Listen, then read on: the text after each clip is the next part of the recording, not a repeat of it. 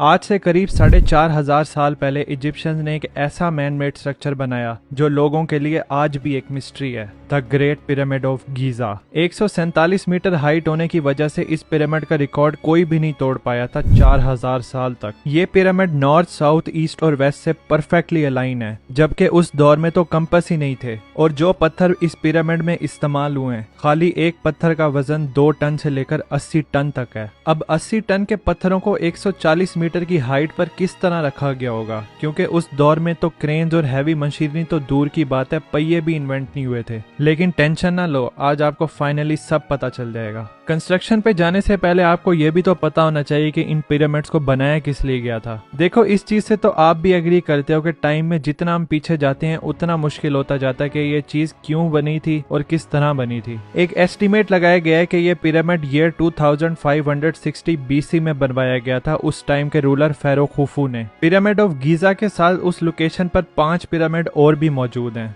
ये सब pyramid Nile river के करीब मौजूद हैं। इनमें सबसे बड़ा पिरामिड है पिरामिड ऑफ गीजा, जो कि फेरो खुफू ने बनवाया था। उससे छोटा पिरामिड है पिरामिड ऑफ खाफरे। ये सेकंड लार्जेस्ट पिरामिड है पूरे इजिप्ट में, जिसको खुफू के बेटे खाफरे ने बनवाया था। और तीसरा पिरामिड है पिरामिड ऑफ मेंखौर, जिसको खाफरे के बेटे मेंखौर ने बनवाया था। इन 3 बड़े पिरामिड के साथ 3 छोटे पिरामिड्स और भी हैं, जिनको इनकी वाइव्स और फैमिली मेंबर्स के लिए बनवाया गया था। तो टोटल में पूरे इजिप्ट में 118 पिरामिड्स हैं डिफरेंट लोकेशंस पर। इनमें मोस्टली सारे टूट फूट ही गए हैं, बस ये 3 ही बड़े पिरामिड अपनी बेस्ट हालत में हैं। इन पिरामिड्स को बनाने की वजह क्या थी? आज के तकरीबन सभी आर्कियोलॉजिस्ट इस बात पर इत्तेफाक करते हैं कि इन पिरामिड्स को टॉम के तौर पर बनवाया गया था। इसके बारे में मैंने अपनी पुरानी वीडियो में भी बताया था कि इजिप्शियन आफ्टर लाइफ में बिलीव करते हैं। उनका मानना यह था कि जब इंसान मर जाता है तो गॉड उसको जज करते हैं। जिन्होंने अच्छे काम किए होते हैं वो आफ्टर लाइफ में हमेशा के लिए जिंदा रहते हैं। और ये इसमें भी बिलीव करते थे कि मरने के बाद रूह को बॉडी चाहिए होती है, इसीलिए ये लोग बॉडी को ममीफाई करके उसको प्रिजर्व करते थे। ये फेरोज आफ्टर लाइफ की तैयारी के लिए अपने मरने से पहले ही पिरामिड्स को बनवा लिया करते थे। और इन पिरामिड्स में खाने पीने का सामान, बर्तन, सोना वगैरह भी रख लिया करते थे कि ये चीजें भी आफ्टर लाइफ में काम आएंगी। और जब फेरो मरता था तो उसकी बॉडी को ममीफाई करके इन पिरामिड्स में रख दिया जाता था। लेकिन ये एग्जैक्टली चीज हमें कैसे पता? अब क्योंकि इजिप्शियंस रिटन रिकॉर्ड बहुत ज्यादा रखते थे,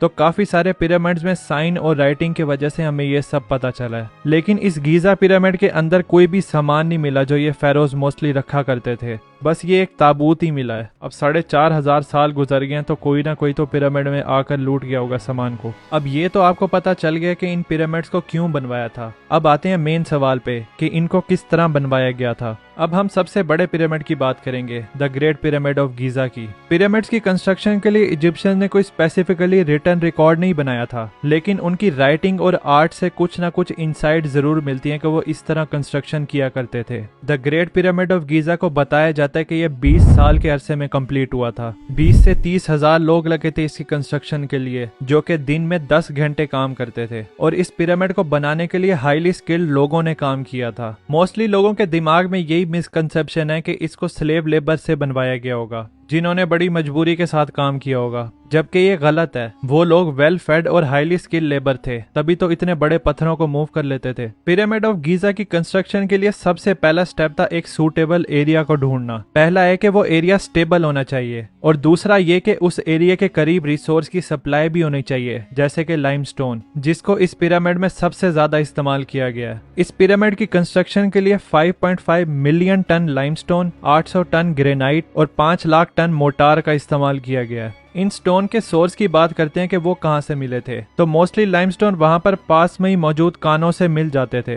इनका पत्थरों के लिए सबसे दूर का सोर्स था असवान, जो कि 800 किलोमीटर दूर था पिरामिड की लोकेशन से। पत्थरों को तोड़ने के लिए डिफरेंट मेथड इस्तेमाल किया करते थे, और जो टूल्स इनके पास उस वक्त मौजूद थे वो थे ये कॉपर की छेनी, ये वुडन मैलेट्स, और सख्त पत्थरों को तोड़ने के लिए डोलराइट बॉल का इस्तेमाल करते थे। अब है सबसे चैलेंजिंग सवाल, इन 80 टन तक वजनी पत्थरों को पिरामिड की साइड पर किस तरह ट्रांसफर किया गया होगा। इसके लिए इन लोगों के पास 2 तरीके थे। पहला, इन्होंने वाटर रूट्स बनाए हुए थे जो पिरामिड की साइड के करीब जाते थे। पत्थरों के ऊपर वाली साइड पर ये फ्लोट को अटैच किया करते थे रस्सियों के जरिए। ये फ्लोट्स एनिमल की स्किन और बॉडी पार्ट से बने होते थे। एक लोकेशन पर ये सारे ब्लॉक्स को इकट्ठे करते थे और पानी को रिलीज करने के बाद इन ब्लॉक्स को एक एक करके पिरामिड वाली लोकेशन पर पहुंचाया जाता था। दूसरा तरीका था ये वुडन स्लचिस का इस्तेमाल करते थे। इन स्लचिस के ऊपर ये पत्थर को रखते थे और उसको खींच कर लेके जाते थे। लेकिन यहाँ पर एक इशू ये सामने आता है कि जब रेत में हम किसी चीज को ड्रैग करते हैं तो आगे वाली साइड पर रेत जमा होना शुरू हो जाती है, जिसकी वजह से स्लचिस को मूव करना बहुत मुश्किल हो जाता है। इस चीज को इजिप्शियन किस तरह टैकल करते थे वो पता लगता है हमें उनकी इस पेंटिंग से। ये लोग स्टैचू को आगे खींच रहे हैं और ये वाला बंदा आगे पानी फेंक रहा है। जब आगे वाली साइड पे हम पानी फेंकते हैं तो नीचे मिट्टी बैठ जाती है, तो स्लश आसानी से मूव हो जाती है और मिट्टी भी इकट्ठी नहीं होती। इसके बाद फाउंडेशन के लिए इन्होंने सबसे पहले तो जमीन को बिल्कुल प्लेन किया होगा, क्योंकि जितनी स्ट्रांग और स्टेबल फाउंडेशन होती है उतना ही स्टेबल पूरा स्ट्रक्चर होता है, जिसकी वजह से इन्होंने पहली लेयर्स में सबसे बड़े और भारी पत्थर का इस्तेमाल किया है। लेकिन अब सबसे मुश्किल सवाल तो ये आता है कि इन्होंने टन भारी पत्थरों को एक दूसरे के ऊपर किस तरह रखा होगा। यही तो सबसे बड़ी मिस्ट्री है पत्थरों को ऊपर पहुंचाने वाली, क्योंकि व्हील्स तो थे नहीं उनके पास पुली सिस्टम के लिए। लेकिन रिसेंटली आर्कियोलॉजिस्ट ने 4,500 साल पुराना एक वुडन रैम्प डिस्कवर किया एक कान से। इस रैम्प के यूज के लिए 2 तरीके सजेस्ट किए आर्कियोलॉजिस्ट ने। पहला तो यह है कि इन्होंने कुछ इस तरह का रैम्प बनाएगा जो पिरामिड के साथ बिल्कुल अटैच होगा।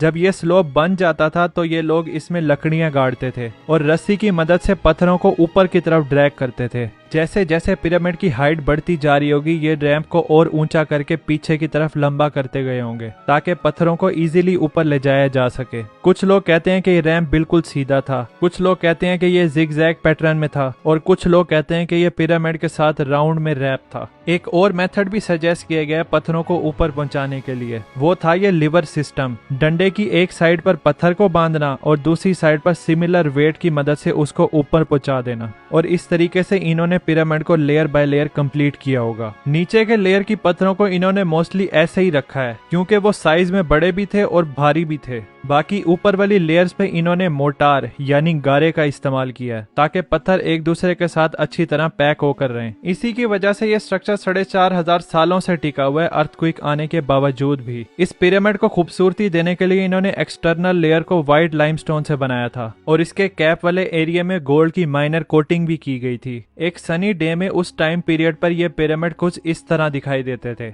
लेकिन वक्त गुजरने के साथ साथ इन पिरामिड्स की एक्सटर्नल लेयर डैमेज होकर खत्म हो गई थी और इन सब के कैप्स भी गायब हो गए हैं। इस शाइनी लेयर को हम खाफरे पिरामिड के टॉप पर देख सकते हैं जिधर ये थोड़ी सी बच गई है। कंस्ट्रक्शन के साथ साथ इस पिरामिड की एक बड़ी मिस्ट्री और भी है, वो ये है कि इस पिरामिड की चारों साइड्स नॉर्थ, साउथ, ईस्ट और वेस्ट में प्रॉपरली पॉइंट कर रही हैं। उस टाइम पर इन लोगों के पास कंपास भी नहीं थे, तो इतनी हाई लेवल ऑफ प्रिसीजन उन्होंने किस तरह अचीव की। कुछ लोग ये मानते हैं कि इजिप्शियंस के पास एस्ट्रोलॉजी यानी स्टार का नॉलेज बहुत अच्छा था। इनके पिरामिड ओरिएंट बेल्ट के इन 3 स्टार से परफेक्टली अलाइन करते हैं, लेकिन इस चीज को साइंटिस्ट इसलिए बिलीव नहीं करते क्योंकि ये तीनों पिरामिड अलग अलग टाइम पीरियड पर बनाए गए थे। और मजे की बात, जब इस चीज को एक्चुअल में टेस्ट किया गया तो वो स्टार्स इन पिरामिड से अलाइन हो ही नहीं रहे थे। इसको डिफेंड करने के लिए ये बताया जाता है कि इन स्टार्स की हजारों सालों बाद अलाइनमेंट चेंज हो गई है, तो इस चीज के बारे में हमें सही से नहीं पता कि ये परफेक्टली अलाइन किस तरह है। बाकी आर्कियोलॉजिस्ट और साइंटिस्ट को छोड़कर आम लोगों ने अपनी कॉन्स्पिरेसी थ्योरीज बनाई हुई हैं। कुछ लोग कहते हैं कि इन पिरामिड को गंदम स्टोर करने के लिए बनाया था, कुछ कहते हैं कि ये पावर प्लांट थे,